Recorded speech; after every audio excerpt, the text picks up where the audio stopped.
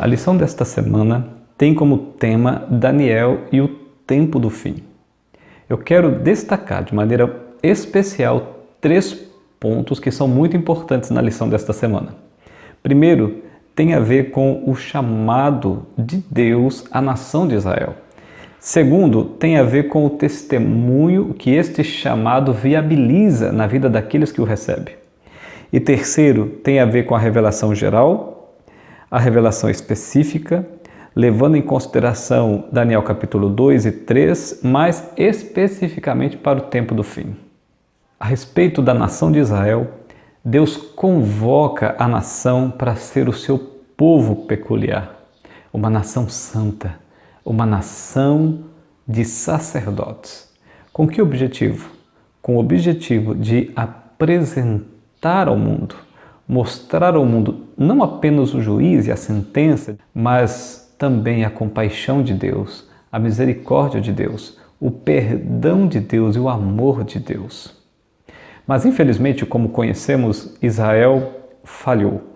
E por ter falhado, Deus então agora convoca indivíduos. E é justamente esse o segundo ponto que eu gostaria de comentar. Como Israel havia falhado em cumprir o propósito de Deus perante o mundo, então Deus convoca indivíduos. E dentre eles, como descreve o capítulo 1, verso 6 de Daniel, estava ali Daniel e os seus amigos.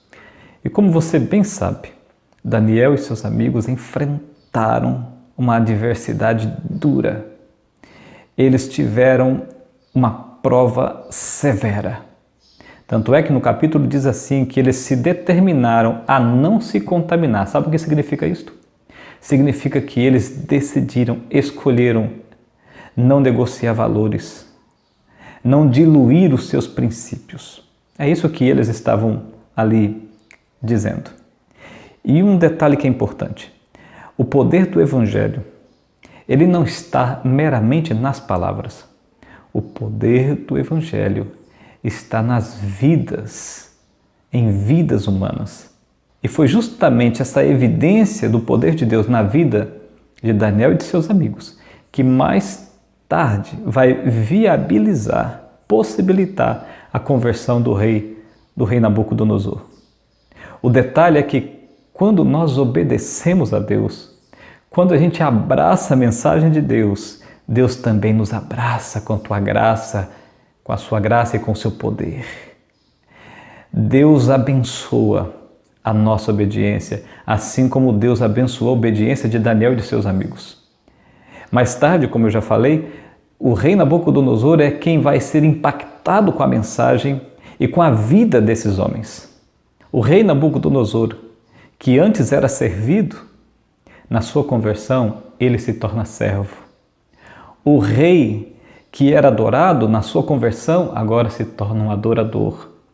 O rei que não se curvava a ninguém, agora se curva diante do Deus dos céus. E isto graças ao testemunho positivo de Daniel e de seus amigos.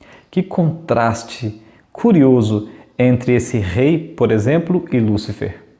Lúcifer desejou ser Deus e Jesus se tornou pó. Lúcifer desejou ser servido, mas Jesus se tornou servo.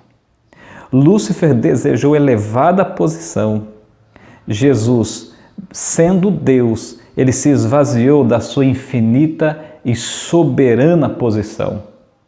Lúcifer desejou ser exaltado, mas Jesus se humilhou, tornando-se obediente até a vergonhosa morte da cruz. Portanto, a conversão do rei Nabucodonosor nos ensina uma lição preciosíssima, que quando a mensagem de Deus ela é vivida de maneira coerente em nossa vida, mesmo o maior monarca da terra, mesmo dentre os homens mais poderosos do mundo, eles podem ser alcançados pelo Evangelho de Deus através de nós. O terceiro ponto que eu quero destacar é a respeito da revelação geral e específica com base em Daniel 2 e Daniel 3, com foco para o tempo do fim. Por exemplo, no capítulo 2, com base no sonho que o rei Nabucodonosor teve, Daniel então ele constrói uma linha do tempo que vai desde os seus dias até os dias finais da história, com a segunda vinda de Cristo. O que é mais importante nesse capítulo, o que é mais importante que Deus está tentando nos ensinar é que Ele está no comando de tudo. Não importa a nação que suba ao poder, não importa o poder bélico e as intenções dos homens poderosos, no final, o final sempre terminará de forma que Deus seja glorificado e o povo de Deus enaltecido, honrado, justificado e redimido. O capítulo 3 de Daniel traz uma narrativa bem curiosa e por isso eu vou chamá-lo de revelação específica, porque trata de um evento bem específico. No capítulo 3, nós encontramos a linda história dos amigos de Daniel, que não se curvam diante do decreto do rei, diante do decreto imperial, não se curvam diante da estátua do rei. E por este motivo, a ira do monarca, a ira dos seus súditos se volta contra eles. E o resultado disto são lançados na fornalha de fogo ardente. Ali, mais do que um conflito físico, se tratava de um conflito profundamente espiritual, porque aqueles jovens se recusaram a desobedecer a Deus, a virar as costas para o céu e a negociar os seus valores e os seus princípios. Os estudiosos afirmam que o capítulo 3 de Daniel prefigura um evento de maior magnitude que em breve acontecerá sobre a terra.